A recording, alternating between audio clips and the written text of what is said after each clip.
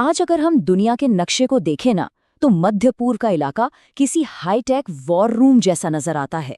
हर तरफ तनाव है, रडार पर लाल नीले निशान चमक रहे हैं, मिसाइलों की हलचल है। लेकिन जरा रुकिए, इस भारी शोरगुल के ठीक पीछे कूटनीति का एक बहुत ही खामोश लेकिन बेहद खतरनाक खेल चल रहा है।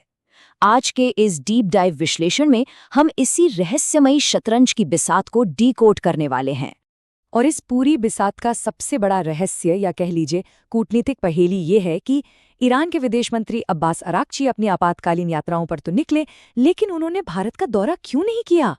जरा सोचिए, भारत जैसी विशाल अर्थव्यवस्था और इस क्षेत्र के इतने प्रभावशाली देश को अचानक लिस्ट से बाहर क्यों रखा गया? सच मानिए, ये कोई भूल चूक नहीं थी, इसके पीछे एक बहुत ही गहरी सोची समझी रणनीति थी। सेक्शन 1, कूटनीतिक यात्रा का मिसिंग स्टॉप।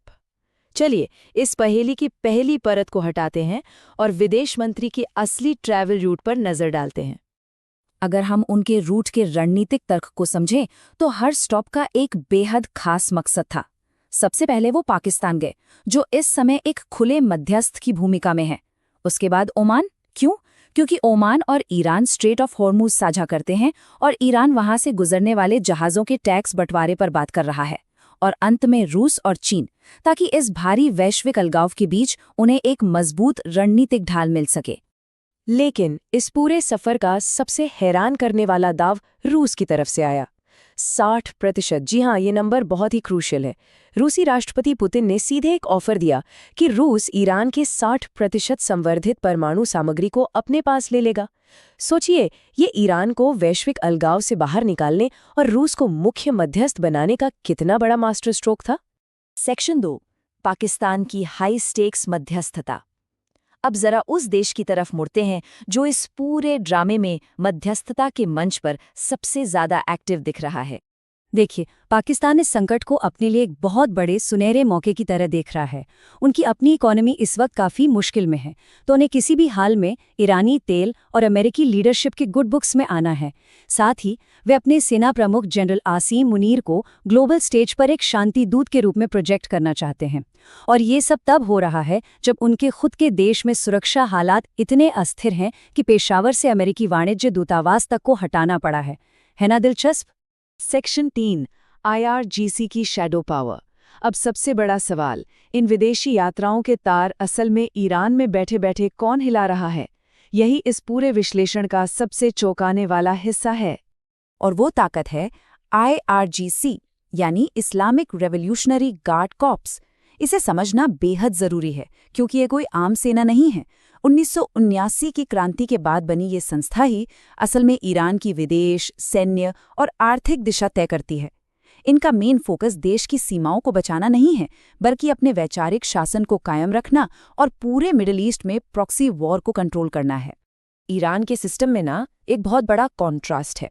एक तरफ उनकी रेगुलर आर्मी है जो पूरी तरह से बैकग्राउंड में रहती है, विदेश नीति में उनका लगभग कोई दखल नहीं है। और दूसरी तरफ है IRGC, जिनके पास अपनी खुद की नेवी है, एयरफोर्स है। सच कहें तो विदेश मंत्री अब्बास अराक्ची तकनीकी तौर पर सिर्फ IRGC के एक प्रवक्ता या स्पोक्सपर्सन की तरह काम कर रहे हैं। असल फैसले उनके नहीं होते।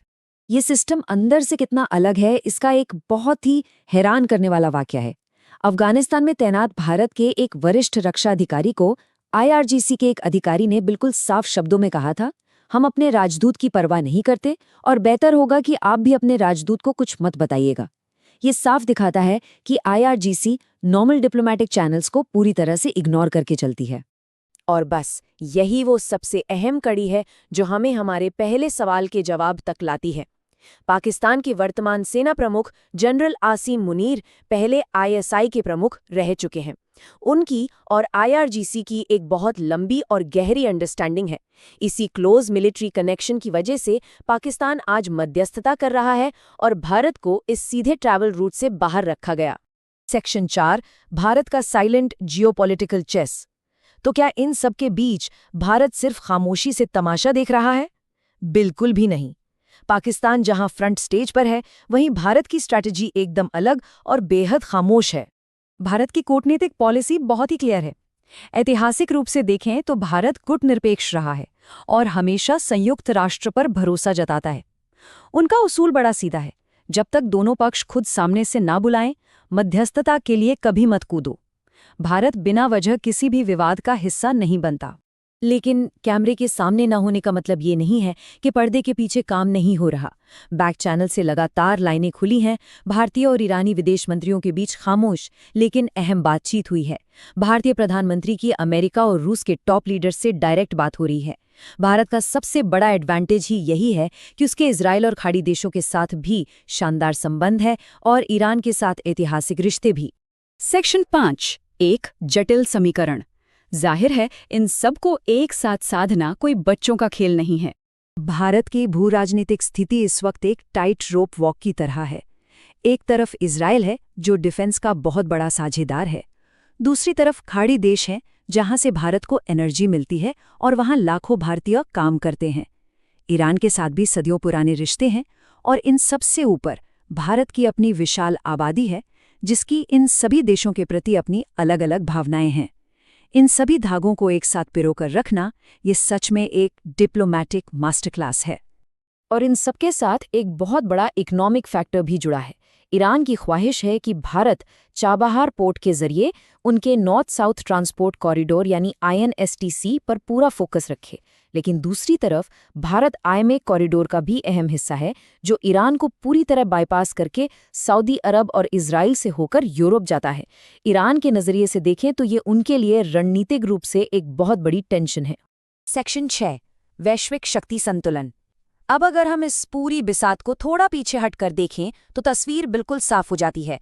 एक तरफ पाकिस्तान है जो दुनिया के सामने खुले मंच पर खुद को प्रोजेक्ट कर रहा है और दूसरी तरफ भारत है जो बिना किसी शोर शराबे के अपने बैक चैनल और भारी आर्थिक प्रभाव का इस्तेमाल करते हुए इस भू राजनीतिक तूफान में एक स्थिरता लाने की कोशिश में है।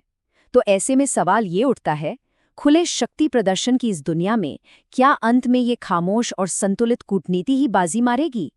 ये एक ऐसा सवाल है जिसका जवाब भविष्य की ग्लोबल स्टेबिलिटी तय करेगा। इस जटिल विश्लेषण में हमारे साथ जुड़ने के लिए बहुत बहुत धन्यवाद।